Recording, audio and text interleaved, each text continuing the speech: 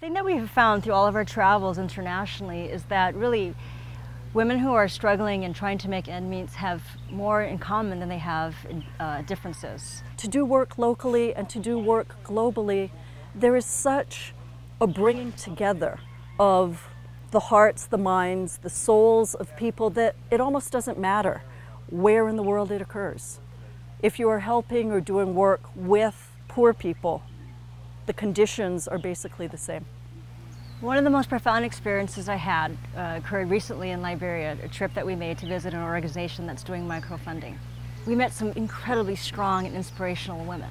But the quote and the saying that I heard that was so inspiring to me actually came from a man. And all these women had been talking about what they did for the country, what they're going to do for the country. And someone turned to this mister and said, "What have the men done for the country?"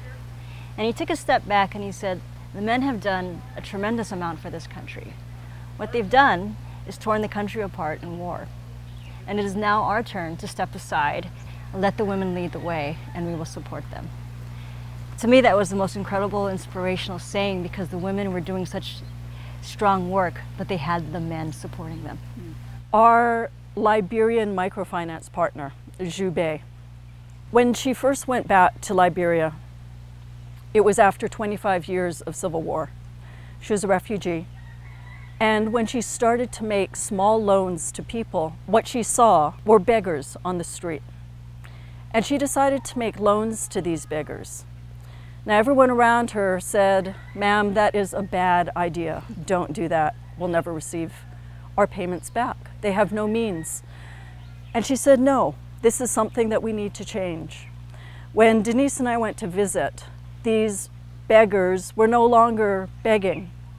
They were all in wheelchairs. What they did was they bought big, large bags of charcoal, and they broke them up into smaller bags, because from their laps, they're able to sell these small bags for mere pennies. And the amount of pride that they had was incredible.